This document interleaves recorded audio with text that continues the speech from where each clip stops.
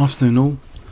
I was thinking of going for a quality game of, say, Stein, who's on my bookshelf. I've sort of inherited some books recently from a friend.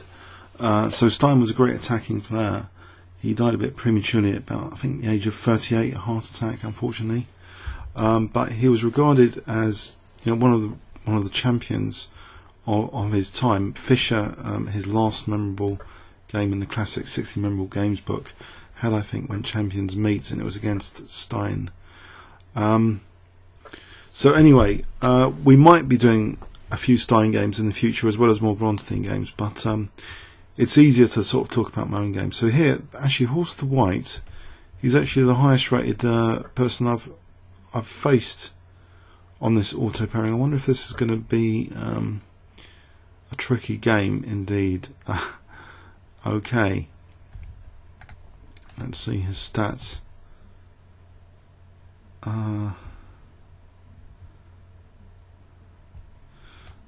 Okay.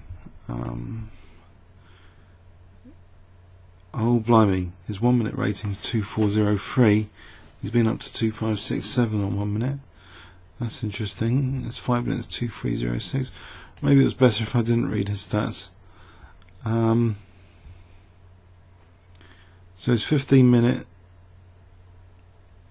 he's currently 2217. He's only played a total of 19 games. That's actually quite common. Many people seem on ICC not to have played at all much on the 15-minute time control. Okay. So what's going on here? Am I already in trouble talking too much? B5 looks like an imminent threat. Where would the knight go? Maybe I should have tried to stop it. Okay, let's let it go backwards. Right.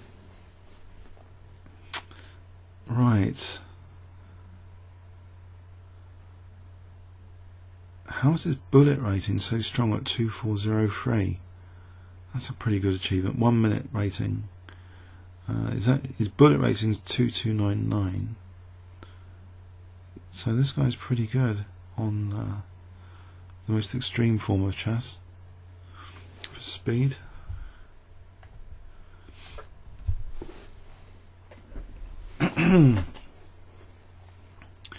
So, no contact with either army yet.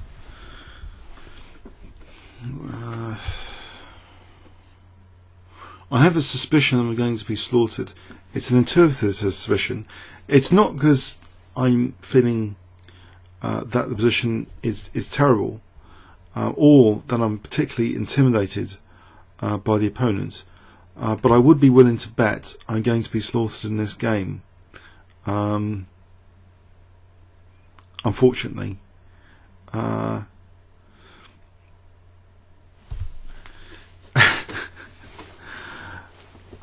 B5, knight b8. I mean, I can try and okay, what about knight a5? Is that a point to sort of protect b7?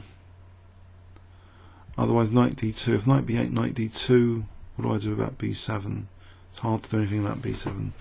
Okay, I'll play knight a5. I mean, it could be that he's got a very fast internet connection on bullet chess. That's why he's so amazing at bullet chess. Maybe he wins a lot of games on time. His 5 minute rating, 5 minute auto pairing rating isn't that hot. It's 2306, but he's been up to 2409. So should I be really worried about ratings or just focus back on the board here? I was just saying earlier, I think a lot of my problems in tournaments are emotional actually, like worry about before the game, pain after the game, a lot of emotional baggage.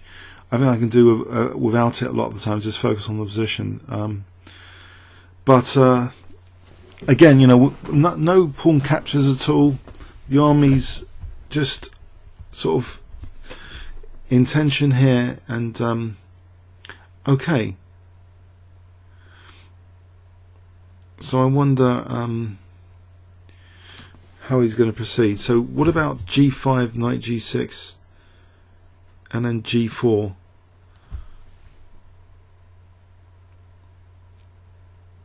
Or queen d7 and then f4 for bishop h3 could be a plan to get rid of the light square bishop.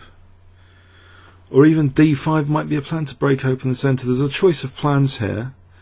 If he doesn't keep d5 on the locking key, possibly, you know, it doesn't matter if d5 is played from black, because white can maybe take and then sort of arrange, you know, just pressure on like the c file or even c5 later. So maybe, you know, he's not that bothered about d5 here, especially with a move like rook c1. It's preparing the use of the c file. As for this other plan, queen d7 and f4, maybe he's not worried about that either, because I don't know, maybe c5 is on the cards actually, but then maybe d5, e5 isn't dropping off straight away. So there's a question here, basically, of which plan. Open up the centre with d5, queen d7 with crude intention of f4, but it gives up the e4 square. It's got some cons to this. You know, even if I got rid of this light square bishop, there's this other plan which seems a bit maybe slow. g5 knight g6 with what intention? g4. I'm just chasing the knight to a good square, so it's a bit hard to see like a clear plan here. Queen d7 in principle keeps the queen centralized, and it does create a battery, a virtual battery for bishop h3 use. I could play that. So let's take an example. Queen a4 b6. Not that he wants to play queen a4. It's a kind of poxy move I'd consider as white. Is this knight, do I have to be bothered about this knight just yet? Maybe I could move this rook just in case b6 is important, so I don't want a disaster on the diagonal. But maybe I can wait for that with queen d7. I think I'm going to elect queen d7 here. Although f4 is not convincing at all, but nor is g5. It's a fairly quiet position. Is he actually going to open up the centre with d4? I've always got e4. There's no d5 winning a piece or anything. So possibly queen d7. Yeah.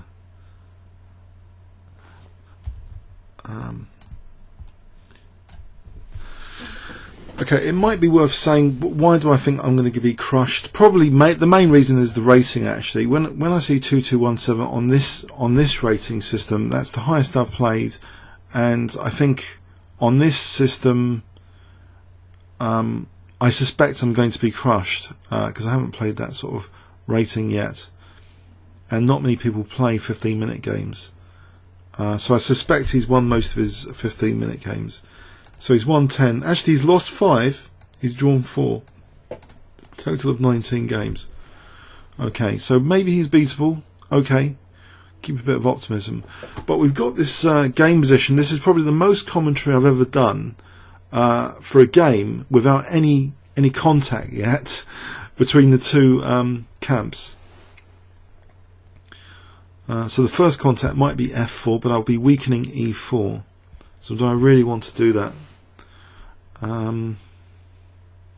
So that in itself needs careful consideration. If I move the rook, that would be preparing b6, just in case this moved for a discovery attack on the rook on a8.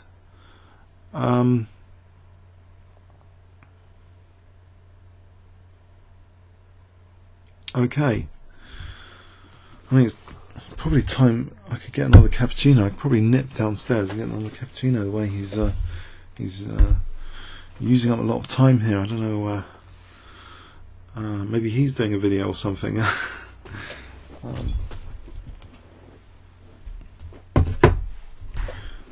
Okay. Yeah, I think my main conclusion from the FIDE tournament recently is about emotions, about fear and pain, managing those two emotions before a game, after a game. There's a tournament strategy, not just a game strategy, that you've got to be in good shape.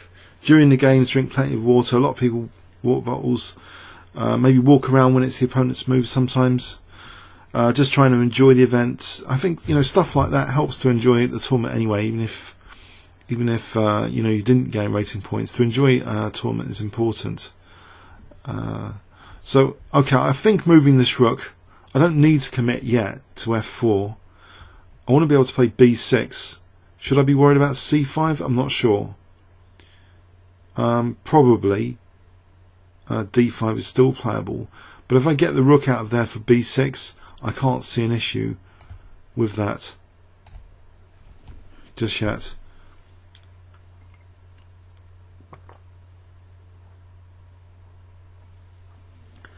Since the tournament, I've been getting Evian instead of Diet Coke actually, and it hasn't been too bad.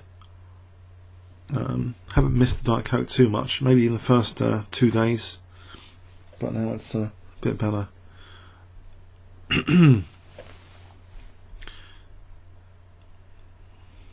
Okay, so b6 or now, or it would lock down c5. It does have a perk to it. Downside, weakening light squares again.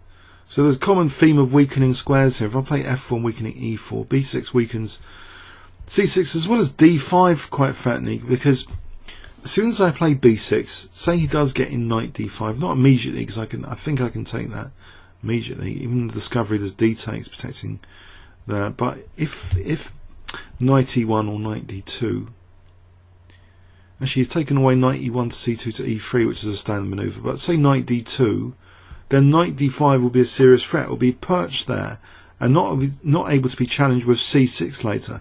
So b6 is actually a fairly serious concession as well, not just for c6 but for d5 by that logic. If I can't kick that knight so easily, because he'll be able to play takes and then maybe use the b file and just secure d5. So b6 is potentially fatally weakening light squares. Now we've had this King's Engine game before against, it seems to be an engine user who didn't do anything, and I wonder, we could do an engine test and do a null move like rook f7 to f8 to see what White's doing here. Even if he's not an engine user, it'd be interesting to see what White's doing. If d4, there's always bishop c4 anyway. What would White be doing here if I didn't do anything? If c5 maybe takes, could he attack e5? Possibly. Knight a2 would hit c5 and e5, which is actually a justification for playing b6, potentially losing b6.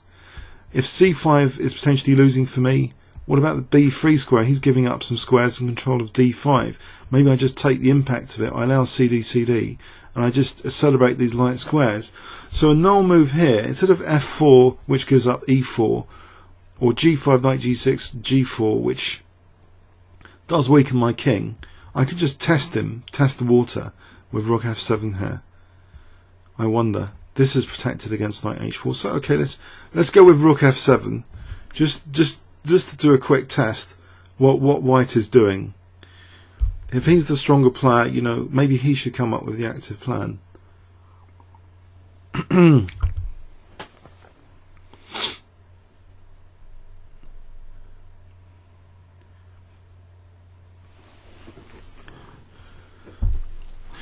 But while I'm at it, sorry, on the subject of FIDE tournaments, I think the London Chess Classic is an amazing kind of festival in its own right. So, just watching like the top players play on the demo boards, the auditorium, the commentary rooms, blitz in the evening. If I was in theory a professional player, I'm not sure I'd enjoy it most of the time, because I don't think most FIDE tournaments have a festival atmosphere to them.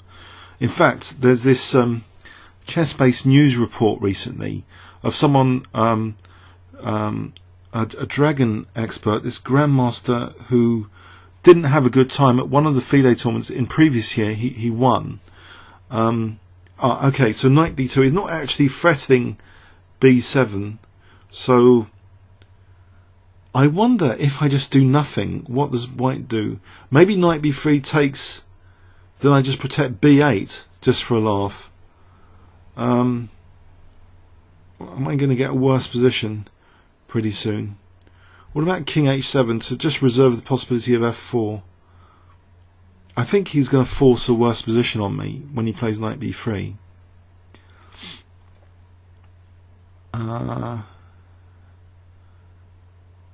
So B7 is going to be loose. I could always take and play C6, maybe. So okay, for the moment, let's just double the rooks. I'll just take and play C6. That shouldn't be too much damage to the position. So yeah, I think there's a fun factor to certain tournaments. Say you were FIDE, rating conscious, but you also wanted to enjoy your chess. I think there's certain tournaments that are more fun than others. I did quite enjoy Gibraltar about 3 years back, and especially if of course you're going to lose games as well. So to enjoy the event is pretty important. Finally, a little bit of weakening contact, first contact. Okay, so what about G5 here? G5 and then knight G6. I think that could be justified because he's weakened some of his dart squares. So possibly G5. I'm going to go with G5. It's not. At least it's not weakening light squares. He's just got the mounting pressure on the C file, just ready to explode on the C file. So I don't want to touch really the B pawn just yet if I don't need to. Actually, this rook could potentially switch to the G file later. That could be something to look forward to. At the moment, F4 is restraining my F4, but it wasn't something I was really that keen to do, weakening E4 in any case. So maybe it's a case of the threat being stronger than the execution. Nmsevich had that idea that sometimes when you do moves that the threats are stronger than the execution, you're provoking weaknesses, but sometimes at zero cost to your own position. Now G5 was at least the cost wasn't on the light squares. Okay, so finally he's going to try and use this pressure now on the C file. So I dare not take that. So what about just knight G6, just trying to tempt him to relieve the tension over here. If I play knight G6, I'm supporting E5. Okay, I'm a bit wary this is a loose piece still on A5. But I'll play knight G6, I think.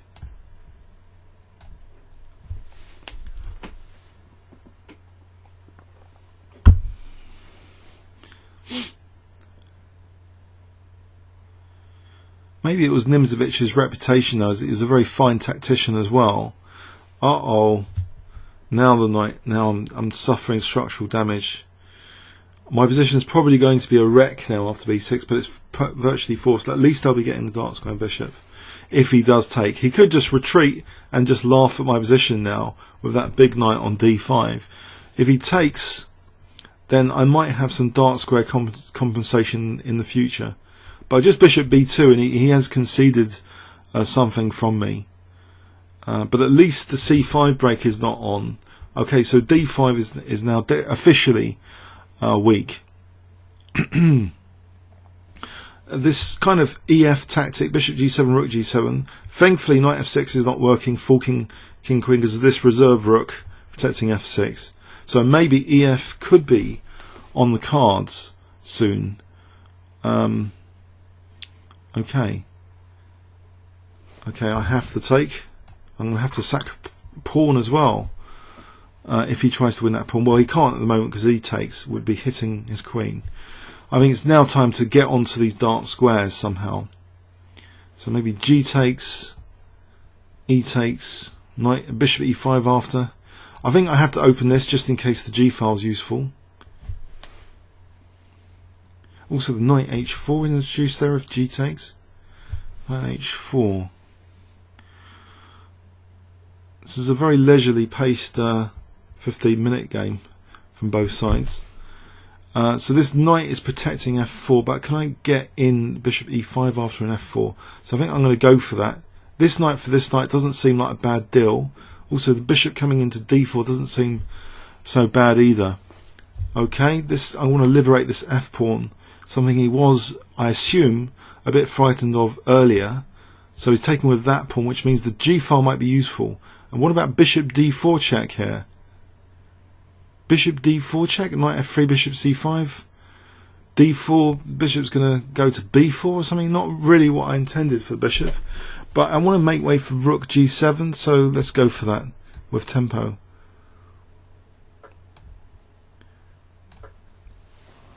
Maybe just back to f6. Bishop b6 is also tempting. If c5 there's bishop b3 and bishop c5. But then d4 shuts out the bishop. There's bishop e3 as well. Just rook e1. I'm going to lose the a pawn with that, probably the game here. Though if I don't play bishop b6. But if I do play bishop b6, the bishop will be trapped with d4. So it's a case of lesser evil time. Do I sack a5?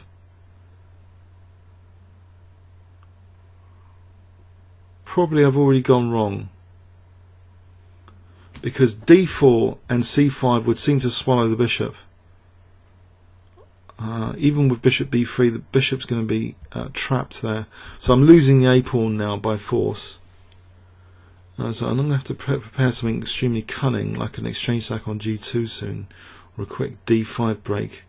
I think a d5 break is in order, but then c5, and then d4, and then bishop d5. So let's go for that pawn sack. Let him have the pawn, let him have knight c6, let him have c5. I just want to get in d5, potentially d4 and bishop d5. Okay, also maybe also try and double quickly on the g file. At least this pawn's protected by the rook on c7, so I'm not losing c7 immediately. So c5, maybe d4 for bishop d5. I want to try and double up rooks with king h7. Okay, no, that's a good move. Okay, still try and double up rooks. He's also got the a pawn if he wants it. He's got knight e5 if he wants it. Okay, I'm officially got a lost position now, I think. But at least my rooks are doubled on the g file.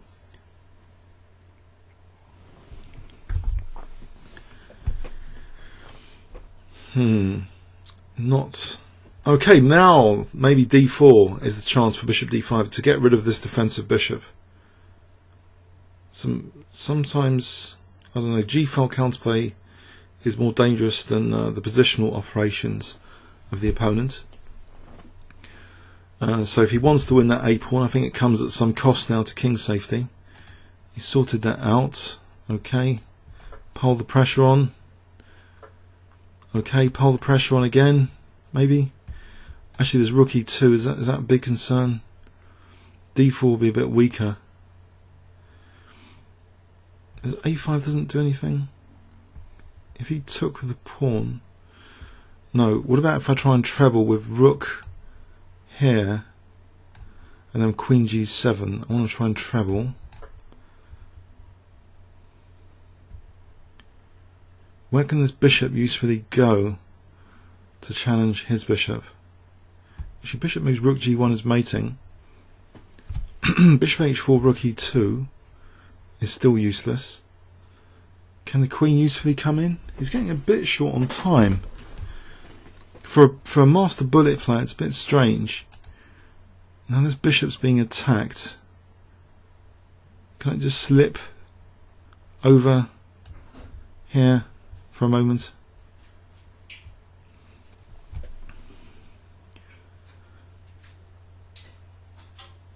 So knight move takes and rook g1 is good news. Queen g6, queen h5. I can't really see that. Actually, bishop h4 is a major threat. Was a major threat. Oh dear. He was on the bishop. Okay, so bishop h5 here. Is that dangerous? If queen h3, there's rook h4. So he's on g6 now. Let's protect that f5. He's got queen f5 and bishop e4. To take a bishop up. So he's getting down to 2 minutes. Strange. So the tension's mounting for this sort of game, but he's on d4 now.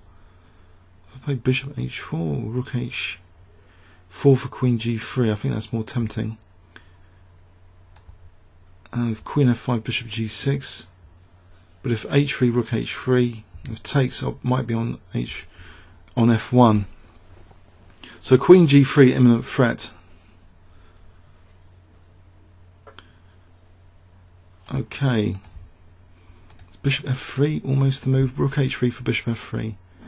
Knight d4 takes, queen d4, bishop f3. I think I'll go for that. So I want to play bishop f3. Let him take care for queen d4, bishop f3. Pardon me. Pardon me. Sorry, that's a burping. Sorry, I don't know what's happened to my digestive system. So, bishop e2 or rook. There's rook d3. Is he starting to crack? If I play rook d3, no, that's protected. If I just go back for a sec for rook g4, so I'm getting a bit stuck. All my pieces stuck on the king side with him having just 2 minutes left. I've got a 30-second advantage. He can try and queen one of his pawns soon. 2 pawns to 3. This dark square bishop, unfortunately, is it going to be a hero or not in this game?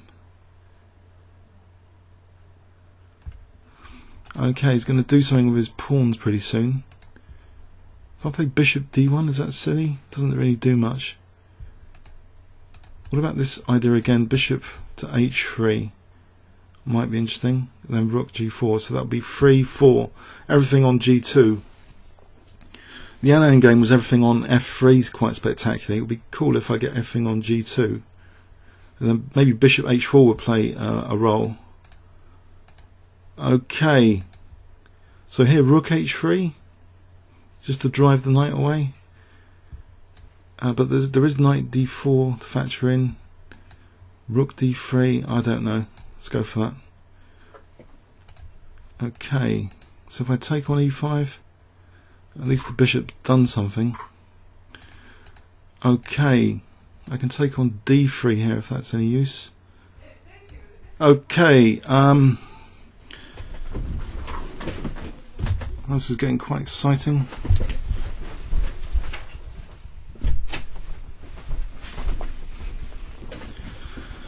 Okay, about a minute each. Okay, so I've still got g-file pressure.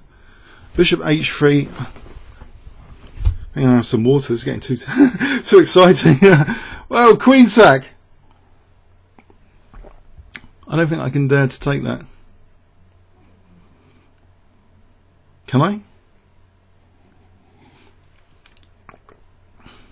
What is the meaning of that? If I take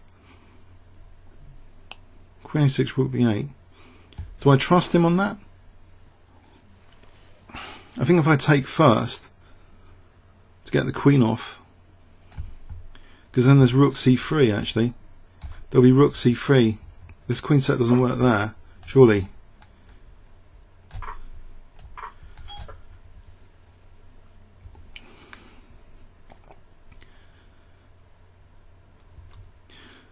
Discovered check on the cards. What about bishop f3? I'll just get the king out, queen g7. c8 queening. That's horrible. So just queen g7? Because then, oh, okay, I'm going to have to give the queen back. I've got the passed d pawn, 51 seconds each. So we're into a bullet game after all that.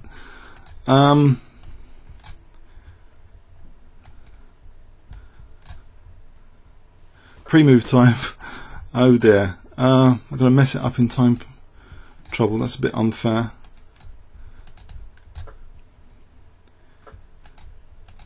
Oh dear, oh dear. Draw? No. 29 seconds. I'm going to lose on time after all that. Oh dear, what a mess with his queen sack.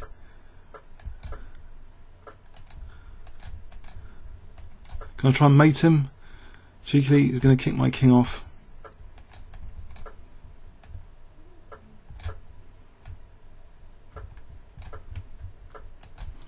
Oh well, it was a fun game while it lasted. Last cheapo. If he plays check, I take the rook. Oh well. Let's have a quick look at that position. So he tempted me to win his queen for rook b7.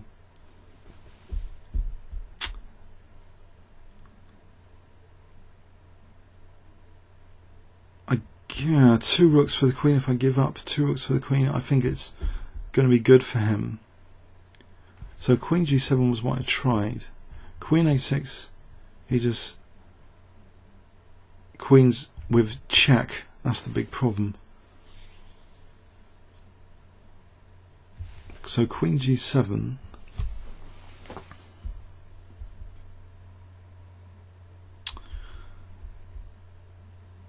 And should it be lost here? I guess it should be. I'm a pawn down. So he gets the queen. He's still okay, he's about equal here. So this was a good looking position. It seemed finally I was equal on material.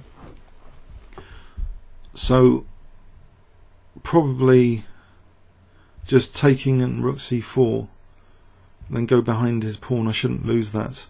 So this was bad. Bishop h3, time pressure. I think bishop h3 is just bad. So I could have just got his rook there and rook c4. That would have been good. I could even got my king up, but it was time pressure by that stage. Anyway, an exciting game. I hope you enjoyed the commentary. Comments or questions on YouTube. Thanks very much.